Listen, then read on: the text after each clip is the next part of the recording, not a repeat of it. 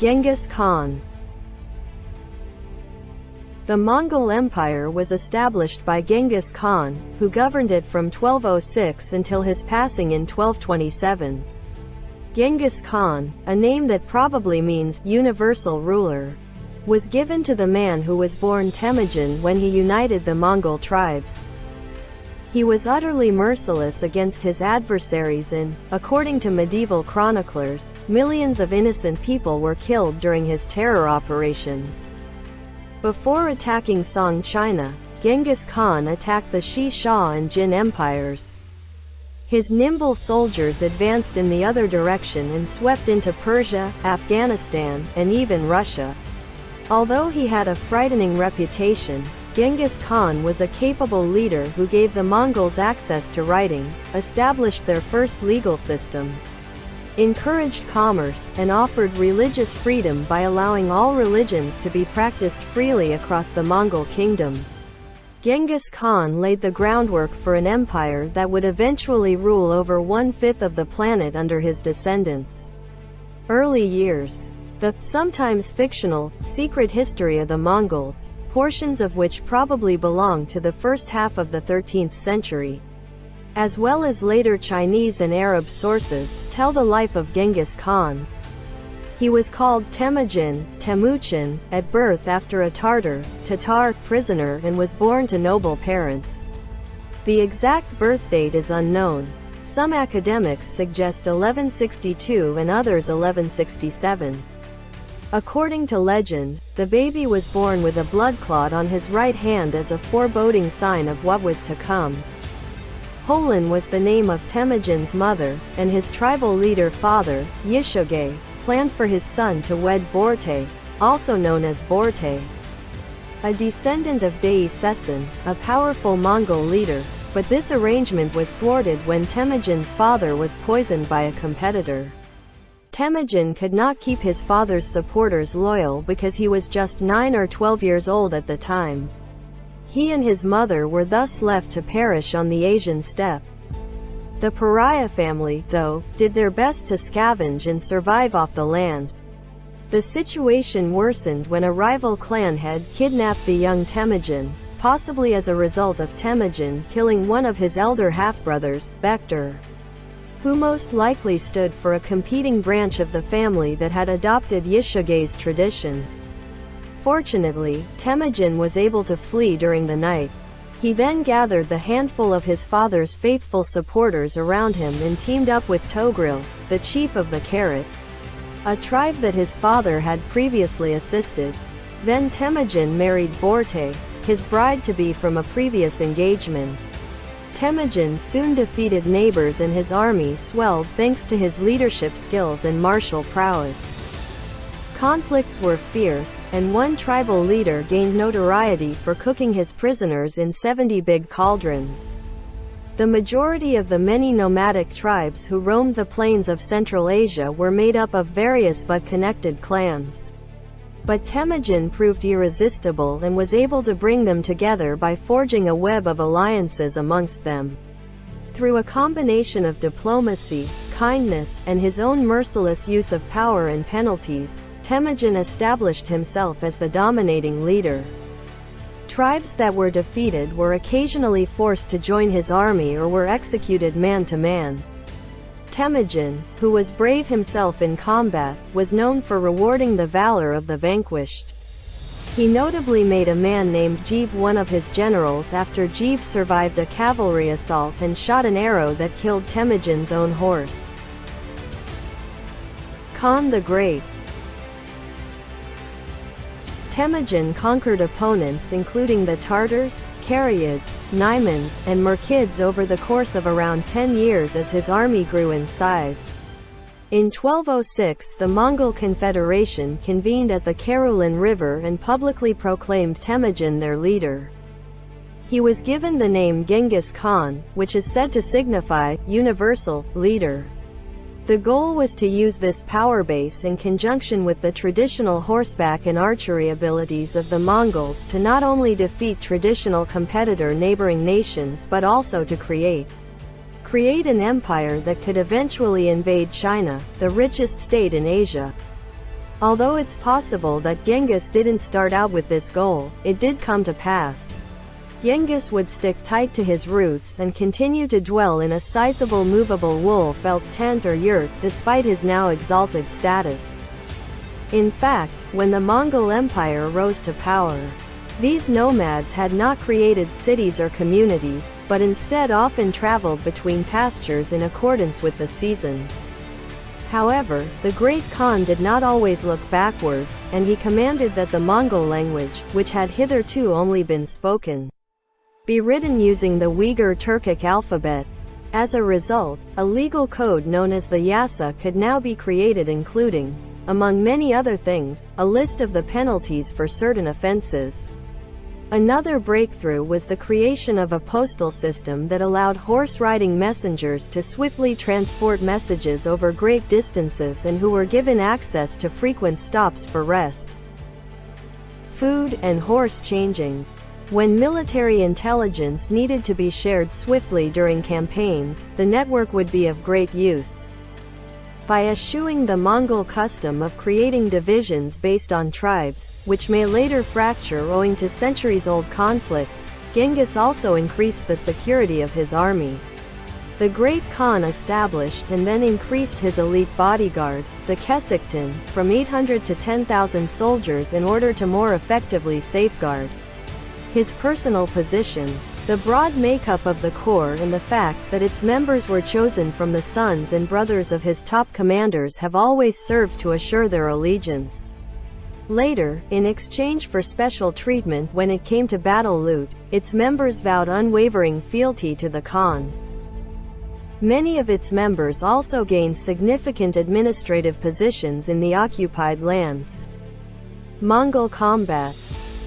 With their army now fully united, the Mongols enjoyed a number of advantages against their larger and more powerful neighbors. With their long-range composite bows, they were skilled archers, and their hardy troops could ride for days on end without much food or drink. Their stout yet agile horses were weapons in and of themselves, able to withstand savage conditions. The Mongols possessed both light and heavy cavalry, allowing them a very wide range of maneuverability. Each rider often had up to 16 extra horses.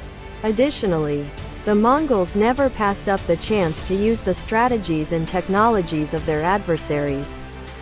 Due to their adaptability, they were also swiftly skilled in other sorts of conflict, such as siege warfare and the employment of gunpowder missiles and catapults.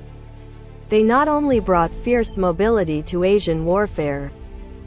First Chinese ones and then those from Afghanistan were adopted when they realized they were superior.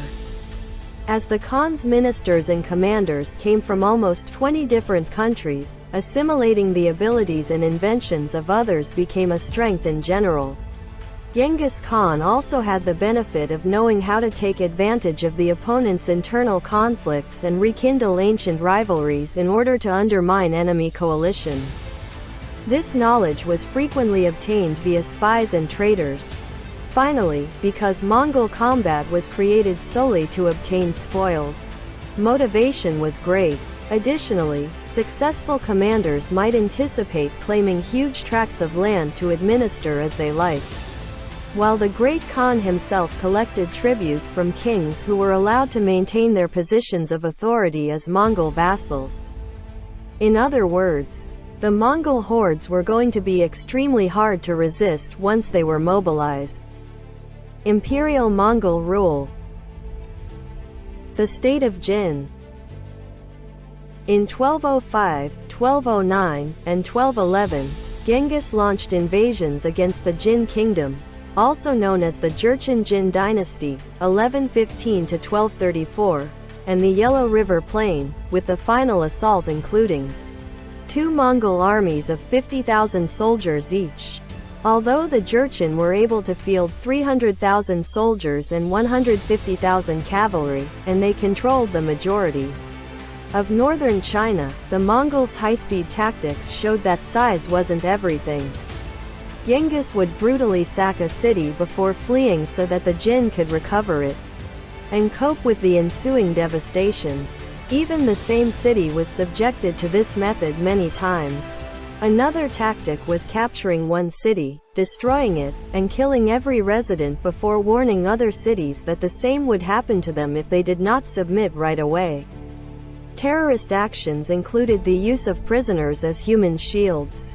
The Jin were plagued by internal issues such ongoing corruption that emptied the state coffers, natural calamities, and killings of prominent officials, including Emperor Fidi in 1213.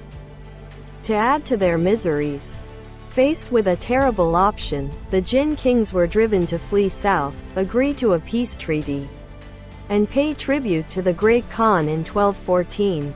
It was a reprieve, but things would get worse as the Jin shifted their capital south in 1215, prompting the Mongols to retaliate, which Genghis interpreted as a rejection of their role as vassals. China's Shi Sha and Song.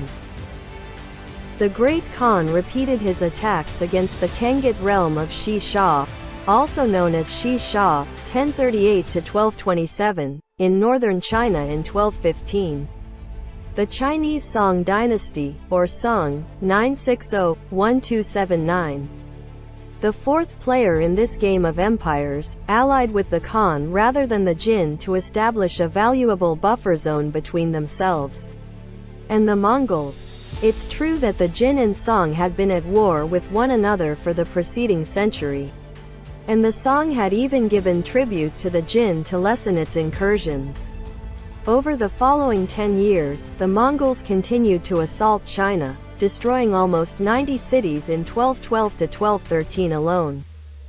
Along the route, the Mongol army absorbed a large number of disaffected or captured Chinese and Khitan, steppe nomads who had formerly ruled supreme in northern China and Manchuria, soldiers. The Chinese commander Peng Ai-pin was kidnapped during a failed counterattack by the Song in Mongol territory in 1215. One of his successors suffered a similar fate in 1217. Beijing was taken captive and destroyed for a month in 1215 as well. Even Korea was not immune to the Khan's attentions, as an invading force chased away Khitans who were escaping in 1216, and a Korean army later aided the Mongols in their fights with the Khitans in 1219.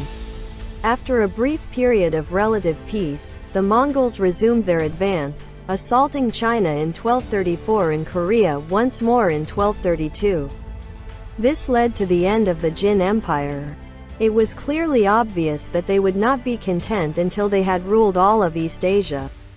Song, with its internal political divisions and overly cautious foreign strategy, China was now completely open to attack from the north and weaker than ever.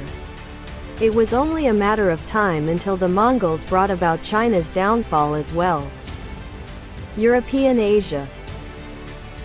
However, Genghis Khan was not content with China's impending collapse, and between 1218 and 1220 he shifted his army to the southwest and attacked what are now Turkestan, Uzbekistan, and Iran. The Khwarezma Empire was the goal.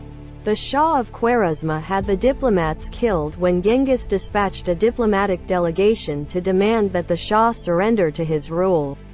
A 100,000-man army led by Genghis invaded Persia in response, forcing the Shah to escape to an island in the Caspian Sea. The Great Khan was brutally merciless and unforgiving, burning innumerable cities, killing innocent people, and even damaging the region's superb irrigation system. Other cities seized include Bukhara and Samarkand. He earned the nicknames Evil One and Accursed One for no reason. The Mongols invaded northern Afghanistan in 1221, defeated an united force of Kipchaks and Rus princes at Khalkha in 1222, and then completely ringed the Caspian Sea as they marched back to Mongolia. Now firmly entrenched was the Mongols' dreadful reputation as the military equivalent of a terrible disease. But there was more to Genghis Khan's conquests than meets the eye. He understood that some form of stable administration would need to be in place in order to maintain his territorial gains and make sure they continued to yield wealth he could routinely cream off. As a result, it was common for monarchs to maintain their positions of authority. There was religious tolerance inside the empire for all various faiths. International trade was promoted, and traveling merchants received security. Demise and legacy. Genghis Khan passed away on August 18, 1227, from an unidentified sickness that may have started when he fell off his horse while out hunting a few months previously. He was besieging Zhongxing, the capital of the Xia Kingdom, back in northwest China at the time. And the Mongol army was not informed of the great leader's passing until the city had fallen and its citizens had been massacred. The choice to conceal the site of his tomb once his body was returned to Mongolia for burial has led to much rumor ever since. The grave was near the revered peak Birken Kulden. According to medieval chronicles, an Ogadai sacrificed 40 slave girls and 40 horses to accompany his father to the afterlife. After his death, Genghis' heirs would fight for control of the Mongol Empire, thus he had previously made arrangements. Although Hochi would predecease his father in 1227, the empire was to be divided among his sons Hochi, Chagatai, Chagadai, Tului, Tului, and Ogadai, with each ruling a khanate. Ogadai, the third son, would become the new Great Khan in 1229 and would hold the position he would hold until his death in 1241. The next significant development occurred during the rule of Kublai Khan, 1260–1294, the grandson of Genghis who, beginning in 1275, seized the majority of what was left of China, leading to the collapse of the Song dynasty in 1279. Kublai crowned himself emperor of China's brand new Yuan dynasty. The Mongols would totally take over China over the course of the following 2 decades. The Mongol Empire would thereafter launch more conquests, with varied degrees of success, including those in the Middle East, Korea, and Japan, eventually growing to become one of the most powerful empires ever. But because he has come to be revered in the area as nothing less than a godlike figure and the father of the Mongolian people, Genghis Khan has cast a much longer shadow than his dominion. His adoration, which was formerly practiced throughout the Middle Ages, has since been restored, and in the present day, special rituals are still held in his honor in Ulaanbaatar, the capital of Mongolia.